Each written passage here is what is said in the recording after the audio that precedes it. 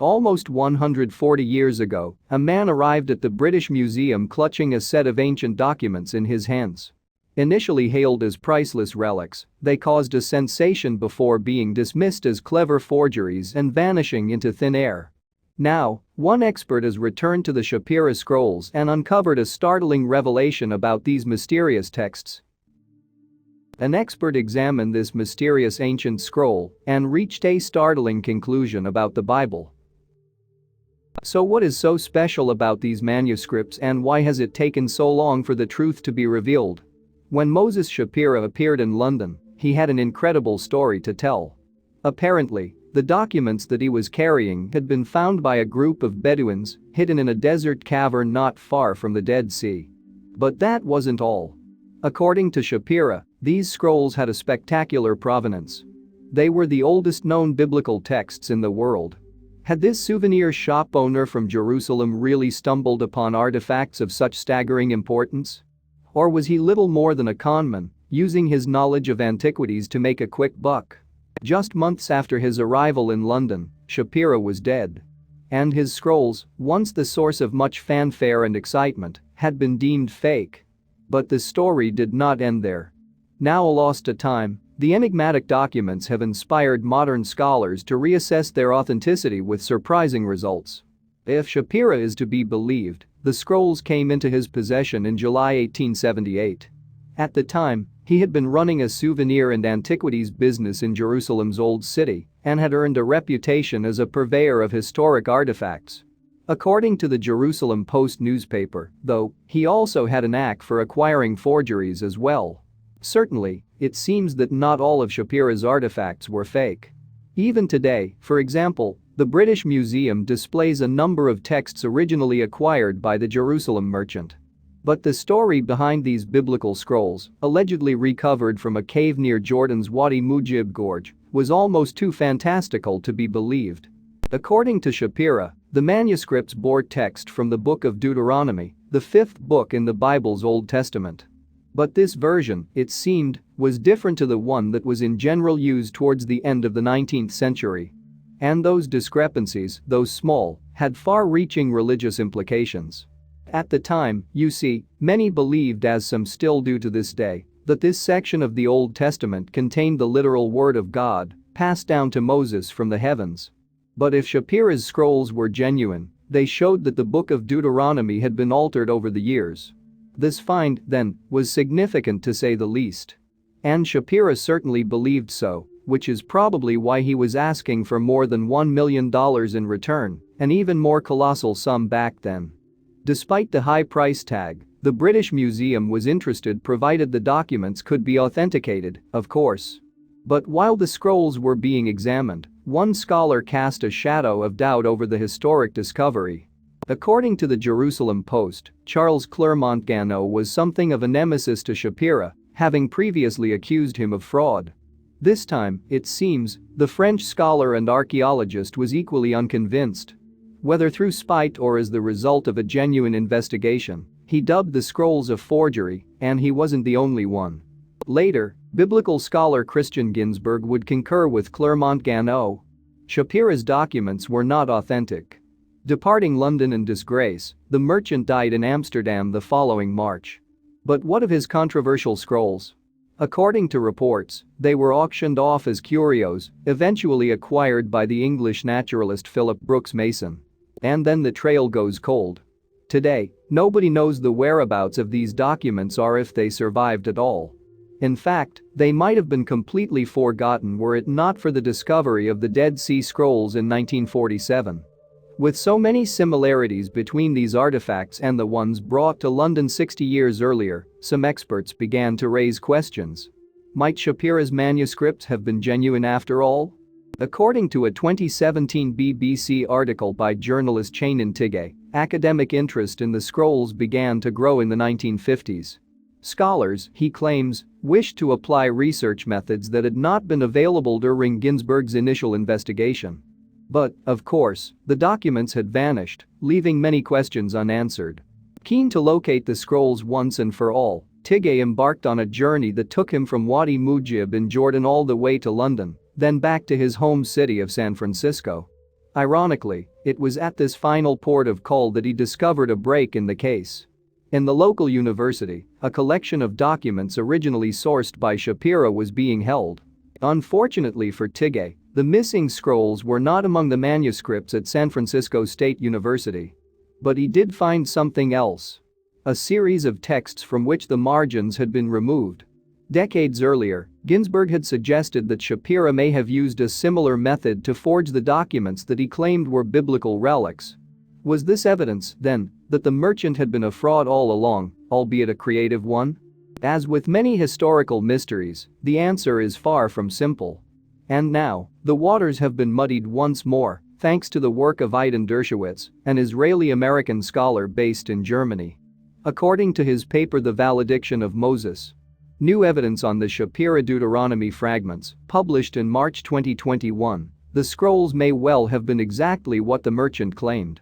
Speaking to the Jerusalem Post Drive, Dershowitz, who has a PhD in biblical studies, explained in March 2021 how he became drawn to the story of the scrolls. He said, "I heard stories about the Shapira affairs, and I found them interesting. After a couple of years, I became curious to see the text of the manuscripts." Apparently, Dr. Dershowitz found it perplexing that the actual content of the scrolls had received so little attention over the years. Determined to get to the bottom of the mystery, he set about learning everything that he could about the mysterious documents. Of course, that was made more difficult by the fact that they had not been seen in generations, but there were still clues that had been left behind. Fortunately for Dr. Dershowitz, Ginsburg and another unidentified scholar had made transcripts when they examined the scrolls back in the 19th century. Using these, he was able to begin building a picture of what the documents had contained. And eventually, he located the original notes taken by Shapira as he studied his controversial find. "I immediately felt it could not be forgery," Dr. Dershowitz explained. But how could he be so sure, almost 140 years after the scrolls had been dismissed as fake? According to the scholar, Shapira's transcripts revealed just how much he had puzzled over the documents, suggesting that they were not made by his own hand. The transcription by Shapira, which I found in an archive in Berlin, also offers important proof that he did not forge the manuscripts, Dr. Dershowitz continued. You can see that he was studying them hard, trying to figure out all sorts of things, writing questions in the margin. If he had created them, he would have not needed to do something like this. Could the documents have been a genuine copy of the Book of Deuteronomy, making them the oldest biblical texts ever found?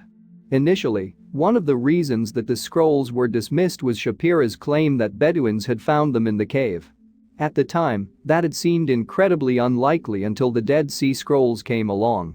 Like Shapira's scrolls, these artifacts were retrieved from their desert hiding place by wandering Bedouins. But unlike the earlier manuscripts, they are considered genuine by the scientific establishment. As it turns out, then, this method of discovery is not so unusual after all. So what does that say about the authenticity of the documents studied by Dr. Dershowitz? The answer, it seems, might be found within the actual words themselves. Although the missing manuscript bore many similarities to the fifth book of the Old Testament, Dr. Dershowitz believes there were some key differences, too. He said, "The book is considerably shorter. This text, which I call the Valediction of Moses, lacks the law code, as well as the poems that appear at the end of Deuteronomy." Crucially, Dr. Dershowitz noted, the apparent version of Deuteronomy contained within Shapira's scrolls omitted one particular tale that is present in the Bible as we know it today. And according to the scholar, there is modern research to support the idea that this was a later addition. Again, this seems to back up the theory that the manuscripts really did come from an early edition of the Old Testament. In fact, according to Dr. Dershowitz, this version, if genuine, could date back as far as 2,700 years. But he added, "Obviously I'm talking about the text and not the artifact itself. It might be that an ancient text was recorded on a more recent manuscript from around the time of the Dead Sea Scrolls. But my opinion is that also the manuscript itself was likely older."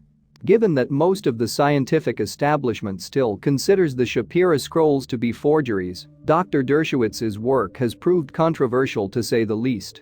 Certainly, it appears to directly contradict the findings of Tighe, who eventually came to suspect that the documents were created as part of an imaginative scam. If Shapira had manufactured the manuscript as the evidence now suggested, Tighe wrote, he had done so with such skill and expertise that, magically it now seemed, he had unknowingly foretold the existence of the Dead Sea Scrolls many decades before their discovery. Shapira might have been a forger, but it now seemed he was something else, too. A genius. In fact, Dr. Dershowitz's findings have stirred up so much uncertainty that a Harvard seminar on the topic soon descended into a ferocious debate. To some, such as Tighe, the scrolls are simply evidence of a master forger at work. But to others, they represent a biblical discovery at least on a par with the Dead Sea Scrolls. What Iden is offering is something that's at least equivalent, if not more, the University of Texas's Naama Patel told the New York Times in March 2021. It's pretty incredible if he's right. And Dr. Dershowitz agrees. He added, it's mind-boggling that for almost the entire existence of the discipline of Bible studies, this text that tells us more than any other manuscript discovered before or since hasn't been part of the conversation. Could the Bible eventually be rewritten, then? Well, that remains to be seen. And if it is, perhaps the new holy book could contain what a team of archaeologists found on a dusty hillside. Tucked inside a dark tunnel, the experts uncovered a collection of pottery jars. That may not sound like much, but don't be fooled. This discovery could transform history, maybe even the Bible as we know it. In February of 2017, researchers from Liberty University in Virginia and the Hebrew University in Jerusalem made a startling announcement. In partnership with the Israel Antiquities Authority, they had been investigating some caves at Qumran in the West Bank. Located around a mile from the Dead Sea in the Judean desert, Qumran is near the site of an ancient Jewish settlement. Over the years, many interesting historical discoveries have come to light here. However, recent years have seen something of an archaeological drought. Indeed, until recently, no new finds of note had turned up in the region for more than 60 years. But this latest discovery should more than make up for lost time. Inside the mouth of the cave, the team discovered discarded arrowheads and tools made from flint. It was evidence that Neolithic people had once used the cave, but the best was yet to come. Using a small pickaxe, the archaeologists then got to work excavating the cave. Amazingly, they soon discovered an unbroken jar. When they opened it, they were excited to discover a scroll tucked safely inside. Thinking they may have uncovered a relic of great importance, the team then sent the scroll to a laboratory at Hebrew University. Sadly, however, the paper turned out to be blank. Undeterred, the archaeologists continued to explore the cave. Initially, they believed that a cave-in had blocked a section. But after a closer inspection, they began to suspect that the obstruction was deliberate. Sure enough, when they finally got through the wall of rock, the team could see a secret tunnel leading off some 20 feet from the main cave. And in the tunnel, they then made the discovery that has been stunning archaeologists around the world. Hidden in the tunnel were 3 broken storage jars, their lids still intact. Although the jars were empty, the team found evidence to suggest that they had once contained a cache of ancient documents known as the Dead Sea Scrolls, thought to be among the most valuable documents on Earth. The Dead Sea Scrolls first came to light back in the 1940s when a Bedouin shepherd accidentally fell into a cave at Qumran. When he finally emerged, he was clutching a fistful of mysterious scrolls. Astutely thinking that they could be valuable, he then took them back to his home. Eventually, the scrolls were sold to an antiques dealer, although it wasn't until the following year that academics became aware of their existence. In 1947, archaeologist Dr. John C. Trevor from the American Schools of Oriental Studies began researching the strange documents. Trevor noticed similarities between the Qumran scrolls and the Nash papyrus, an ancient fragment of biblical text. In fact, the Qumran scrolls, which became more commonly known by the public as the Dead Sea Scrolls, were even older. As archaeologists studied them, they began to realize the significance of the find. The Dead Sea Scrolls, it turns out, contained the oldest known copies of the books that would go on to form the Hebrew Bible. Suddenly, archaeologists from around the world flocked to Qumran, keen to see what other treasures the area might reveal. As documents of such incredible historical and religious significance, the scrolls were of course in high demand. Today, It's said that even the tiniest fragment of one scroll, no bigger than a fingernail, could change hands for as much as $1 million. Eventually, a staggering 972 documents were recovered from a total of 11 separate caves. After excavations ceased in 1956, archaeologists have generally believed that the stunning finds were limited to those 11 locations until now. With the discovery of this 12th cave, a lot of what experts thought they knew about the Dead Sea Scrolls has surely been turned on its head. From the leather wraps and cloth bindings found at the site, archaeologists are sure that the jars inside the cave once contained the precious scrolls. However, the archaeologists arrived too late. During the excavation, they uncovered 2 pickaxes thought to date from the 1950s, evidence that looters had made it to the cave and taken the valuable documents for themselves. Despite the disappointment of finding the jars empty, archaeologists are hopeful about future excavations at Qumran. "We are very optimistic," Dr. Oren Gutfeld from the Hebrew University told CNN. "After 60 years we still find new caves with materials that shed new light on the scrolls." Now, experts are urging the Israeli government to provide funding for further excavations before looters and thieves can beat them to it. With so much incredible history at stake, the authorities must act fast to preserve whatever secrets may still be hidden in the Qumran Hills. Thanks for watching, and don't forget to like and subscribe.